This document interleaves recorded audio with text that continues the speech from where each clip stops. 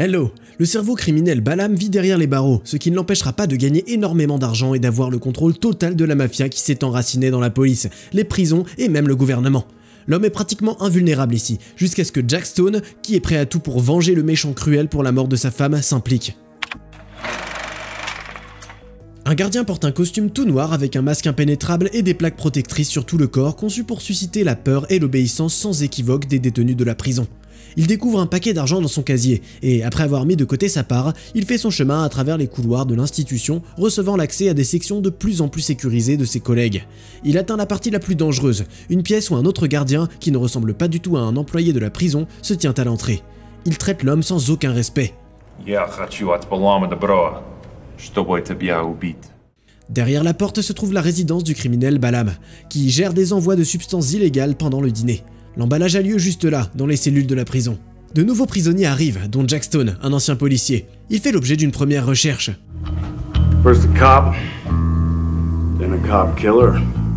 Il est voué à être détesté à la fois par les gardiens, qui le considèrent comme un traître, et par les détenus, qui ont beaucoup été incarcérés à cause de lui. Jack se fait donc vite ruer de coups de batte par le directeur, pendant que Jack tient un talisman qui lui rappelle les moments heureux qu'il a passés avec sa femme bien-aimée. Un homme en costume entre dans une banque tandis que ses deux complices masqués montent sur le toit du bâtiment. Il coupe les fils, plongeant les halls de la banque dans l'obscurité, mais l'homme sort une arme, disant à tout le monde de se mettre par terre. Il tire sur les gardes et déclare qu'il veut l'argent de la banque, pas celui des visiteurs, et il les autorise à partir. Le voleur trouve et prend en otage le gérant de la banque qui ouvre donc le coffre-fort. Il vide les coffres de l'argent et il prend aussi les papiers, les clés USB et les disques qu'il met dans un sac préparé. En partant, le voleur met le feu au coffre-fort. Ses complices se joignent à lui et ils commencent leur évasion. Mais dans la rue, ils sont rencontrés par un groupe de Russes qui ouvre immédiatement le feu. Le truc, c'est que les voleurs sont armés de grenades et repoussent avec succès l'attaque, mais ils ont perdu un temps précieux et une voiture de police arrive sur les lieux du crime. La police parvient rapidement à éliminer les deux criminels. Le bandit en costume part en courant, laissant tomber tout sauf un sac. Les policiers suivent leurs traces. Dans un parking à plusieurs étages, le criminel jette son butin, qui est secrètement ramassé par un autre complice. La poursuite se poursuit sur les étages supérieurs du parking. En attendant, dans une embuscade, le voleur assomme deux poursuivants et prend leurs armes, mais un officier le prend quand même au dépourvu. À la prison, les nouveaux arrivants sont conduits dans la salle commune, sous les cris des détenus en orange. Les voyous tatoués évaluent la force de caractère des nouveaux arrivants, ainsi que les avantages possibles pour eux-mêmes. Parmi eux, Jack remarque un homme tordu avec des lunettes, qui est engagé dans une activité humiliante pour la prison, le nettoyage des sols. Stone entre dans la cellule, et il est bientôt approché par un homme à la peau sombre nommé Silva, qui l'a reconnu, et il accueille son nouveau voisin d'une manière étonnamment amicale. Au même moment, une jeune fille journaliste nommée Sinclair reçoit un des sacs qui a été volé à la banque. À l'intérieur, il n'y a pas d'argent, mais des disques, des clés USB et des documents. L'un des détenus, Semyon, et ses copains arrogants leur proposent de payer pour avoir de la protection à l'intérieur de la prison. Il assomme l'un des hommes qui refuse. Le prochain en ligne, c'est Stone. My name is Semyon. Le héros comprend le fonctionnement des lois pénitentiaires et n'hésite pas. Le concierge bizarre à lunettes l'aide sincèrement pendant le combat. Balam veut parler à Stone en privé, et le prisonnier est emmené dans une pièce spéciale. Mais le mafieux ne prend pas de risque, et il parle au héros seulement par la radio. Il gère parfaitement bien les choses depuis sa forteresse, et il y a une prime d'1 million de dollars sur sa tête à l'extérieur. L'inspecteur Jack Stone lui a causé beaucoup d'ennuis tout au long de sa carrière, et le patron est surpris qu'il ait plaidé coupable pour être dans la même prison que lui. Il s'avère que c'est de son coffre que le flic a volé les documents, et Balam veut savoir où il les a cachés. Jack ne lui répond qu'avec un sourire. Have it your way. I will make sure you die like your wife. On revoit l'épisode dans le parking et le cambrioleur révèle enfin son identité. C'est Jack Stone. Il accuse le policier surpris de trahison de la mort de sa femme. I had a family. La nuit, Jack se fait attaquer dans sa cellule, car ils ont l'espoir de le prendre au dépourvu. Un des gardes au panneau de commande détourne la caméra, mais Stone s'avère être préparé, et il assomme rapidement les trois assaillants. Trisha Sinclair se rend à la réunion avec l'avocat Johnson pour lui montrer ses trouvailles. Là, elle est interceptée par son assistant, Mark Crane. Il est au courant pour l'affaire Jack Stone, et il insiste pour que la fille lui dise tout, afin qu'il puisse transmettre l'information au procureur. Sentant que quelque chose ne va pas, la journaliste expérimentée refuse et quitte précipitamment le bureau pour rattraper l'avocat sortant du palais de justice. Elle a des preuves de corruption policière, et Trisha soupçonne que Balam, le chef du réseau criminel, et Stone coopèrent. Ils ont fini dans la même prison, alors que le policier aurait dû être exécuté pour le meurtre de son partenaire. L'avocat écoute attentivement la journaliste et accepte de prendre l'affaire. Par la suite, Trisha rend visite à Jack en prison. Celui-ci la surprend en affirmant que c'est lui qui lui a envoyé les documents. La seule chose qu'il demande, c'est d'utiliser les informations obtenues pour l'enquête. Jack fait de nouveau tournoyer le cadeau d'anniversaire de sa femme, une encre qui symbolise le soutien et l'encouragement de son mari pour la femme. Mais Stone n'a pas pu sauver sa femme et lui donner le soutien dont elle avait besoin. Ses pensées sont interrompues par le concierge qui frappe à la porte de la cellule. Il se présente comme William. Pretty important around here. There's blood to be cleaned up off the floors. I'm the one they call. Il prévient Jack. Semyon, le gars avec qui il s'est battu, est le cousin de Balam, et même les gardiens évitent les problèmes avec les mafiosi. Pendant ce temps, les choses ne sont pas plus calmes non plus dans la partie féminine de la prison. L'instigatrice Aliona est enlevée par les gardes afin que Balam puisse lui faire peur pour avoir enfreint la discipline et attaqué Katerina, qui travaille pour le chef de la mafia. Avec la fille, Semyon et les 3 détenus qui ont attaqué Stone sont à genoux. Tous sont punis non seulement pour un comportement répréhensible, ce que le patron n'accepte pas, mais aussi pour l'échec embarrassant qui jette une ombre sur sa propre réputation. Il prend le problème en main et met un prix de 100 000 $ sur la tête de son ennemi. William prévient à nouveau Jack du danger imminent, et bientôt les gardes expulsent tous les prisonniers de la cour de sport. Les premiers prétendants au pactole apparaissent.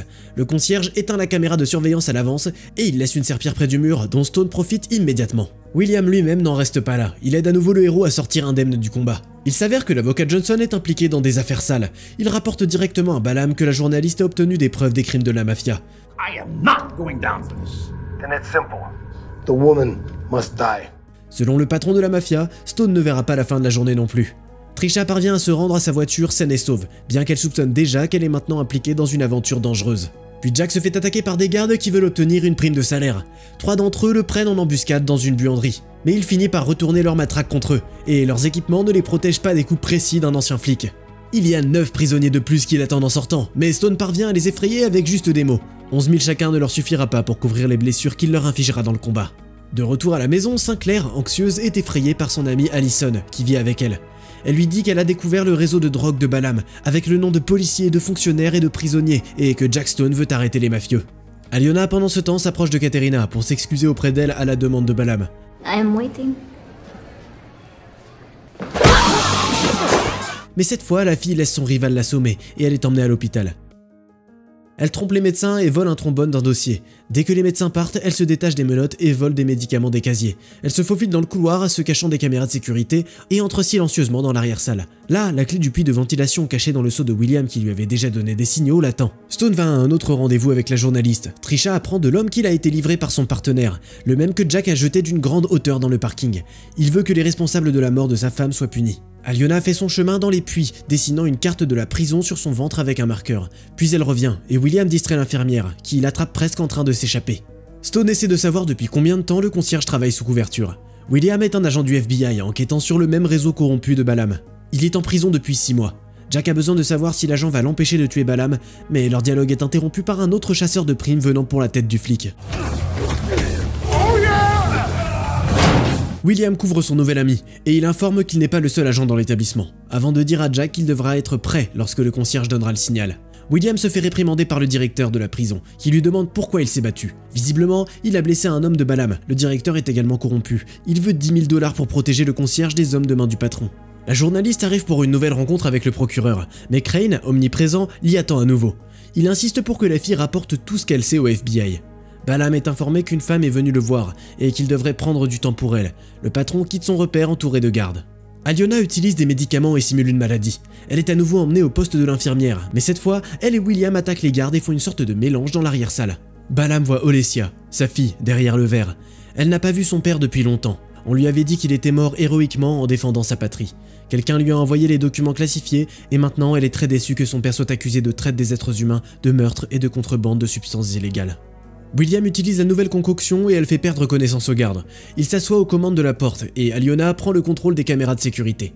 Balam ment au visage de sa fille en disant que toutes les accusations portées contre lui sont fausses. Elle ne le croit pas et elle refuse de l'accepter comme son père. Balam avertit sa fille du danger qui la menace maintenant. Ses ennemis ne dorment pas. Le chef de la mafia est sur le point de retourner dans sa cellule et Will et Aliona se sont déjà préparés à l'intercepter. Ils ouvrent les portes de la cellule de punition, laissant sortir Stone. Jack assomme le gardien et met son uniforme avant de commencer à se déplacer à travers le labyrinthe de la prison et en suivant les instructions des agents. Mais le temps presse, il y a déjà un agent de sécurité qui a oublié les clés à l'intérieur, debout derrière la porte. Le directeur passe et voit la scène, ouvrant les portes avec sa clé. La mission est compromise et Stone est encore loin de Balaam. William est également découvert et à ce moment-là, Jack propose d'ouvrir toutes les portes de la prison. Les prisonniers sentent la liberté et commencent une émeute. Balaam attaque les gardes et court dans la foule. Avec Stone, ils se cherchent l'un l'autre alors qu'ils traversent le chaos de la mutinerie. Aliona entend Katerina crier, et elle va dans la cuisine pour régler ses comptes avec la complice du patron. Et là, les filles se précipitent sur elle avec des couteaux. Allison, l'amie de la journaliste, reçoit un appel et attaque Sinclair, exigeant qu'elle remette tous les documents originaux à la mafia. La fille tient une arme et est très déterminée. William rencontre Jack et lui dit où chercher Balaam, tandis qu'Aliona s'occupe de Kat. Stone entre dans le combat et reçoit plusieurs blessures graves de Semyon, qui a caché un couteau. Silva aide son codétenu en sautant sur le grand voyou, le bras droit de Balaam. Trisha sort le flingue des mains d'Allison et elle commence à se battre dans l'appartement. La traîtresse est éliminée au dernier moment par Crane, qui a essayé de gagner la confiance du journaliste pendant tout ce temps. Il s'avère également être un agent infiltré du FBI. William, pendant ce temps-là, ne laisse pas passer une chance pour redonner au directeur et ses gardes corrompus une pièce de leur propre monnaie. Il arrête à lui tout seul une équipe qui menace d'en finir avec l'émeute et d'arrêter Stone. Pendant que Jack essaie d'arrêter le saignement, une équipe d'assaut entre dans la prison. Le héros entend enfin la voix de Balaam et le trouve dans la cour. Ils sont laissés face à face. What? Elizabeth! Wasn't personal, just business. Balaam est bien entraîné et il délivre des coups écrasants au héros blessé. Mais Jack arrive à surmonter la douleur et termine son ennemi. La mafia a perdu son cerveau. Jack fait son chemin à travers le trou d'aération dans l'arrière-salle, où William le rencontre et le présente à son partenaire, l'agent Shields. Look, off the record, I'd like to thank you for what you did. Eliminating Balaam and his men. You opened the cover.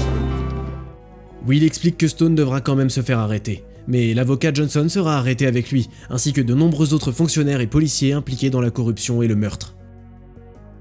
Comme toujours, tu trouveras le titre du film dans la description de la vidéo. En attendant, fais-nous savoir dans les commentaires si tu as tout de suite capté qui était l'assistant du procureur ou si tu avais des doutes jusqu'à la fin. N'oublie pas de t'abonner à la chaîne et de laisser un like pour qu'on puisse continuer à te raconter des histoires impressionnantes aussi souvent que possible.